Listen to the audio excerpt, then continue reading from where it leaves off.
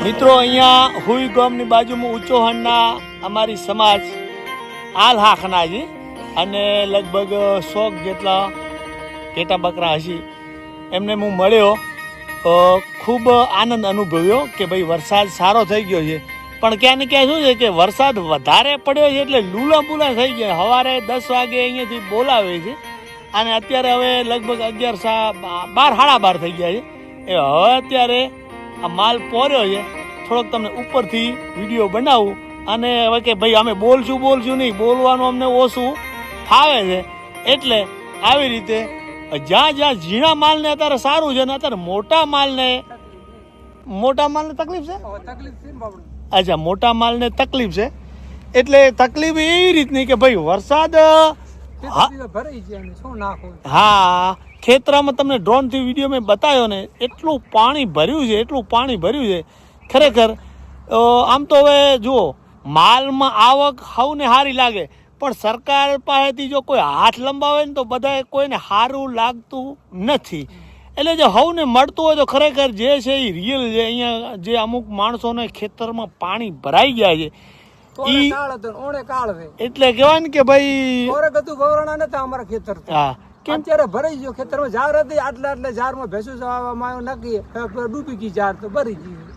એ તમને બતાવું, અહીંયાથી જ અમે આયા.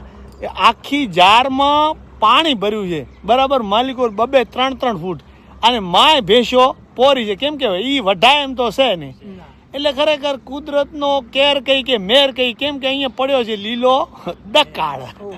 શું નામ કીધું? ધુરાભાઈ. હાલ હાખના ને.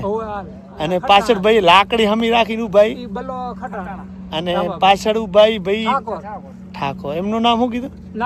નાગજીભાઈ. અને તમારું નામ? શંકરભાઈ. હવે થોડોક ઉપરથી વિડીયો બતાવી અને ધુડોભાઈ. એટલે હવે ઉપરથી થોડો વિડીયો બતાવી અને પછી વિડીયોને આપણે અહીંયા એન્ડ આપશું. આપણે કયા શેમાળામાં અહીં ઊભા છીએ? ગરામડીના શેમાળો. અચ્છા, ગરામડી અહીંયાથી કેટલું થાય? 1.5 ઘઉં. 1.5 ઘઉં. પાછું આમ 1.5 ઘઉં, 3 ઘઉં ગરામડી છે. 1.5 ઘઉં આમ, 1.5 ઘઉં આમ. બરાબર. આમ મોટું ગામ તમારું ગામ છે? ઉચો. હા, વાહ ભાઈ વાહ. નુકસાન તો ખરું પણ ડબલ નુકસાન. ગઈ સાલ તમે ક્યારે પાણી હુકાણું હતું અહીંયાથી? 8 મહિના. 8 મહિના વરસાદ આવ્યો બરાબર. 8 મહિના ભર્યું રહ્યું. એટલે હુકાણું જ નતું. હુકાઈ ગયું. અચ્છા, 8 મહિને ગઈ સાલ વરસાદ પડે હુકાણું હતું. પાછા મેઘરાજાની મેર થઈ ગઈ અને મેઘરાજાની મેર મોઘી પડી. તો આ કઈ ઉનાળાની જાર છે ને? હવે ઉનાળાની જાર છે તમને હું બતાવું. આ બાજુ આવી જાઓ. હવે વિચાર કરો, મેં એમને કીધું આ તમે ભેંસો ને ગાયો માલિકોર મેલી દીધી છે તે હવે કશા કોમનું નહીં. કેમ કે હવે વઢાયમ જ નથી. વિચાર કરો તો હવે આ તો ભેંસો અહીંયા ચરે, અહીંયા ખાય, અહીંયા પોદરા કરે તો હવે આમ ફાયદો શું? નુકસાન જ.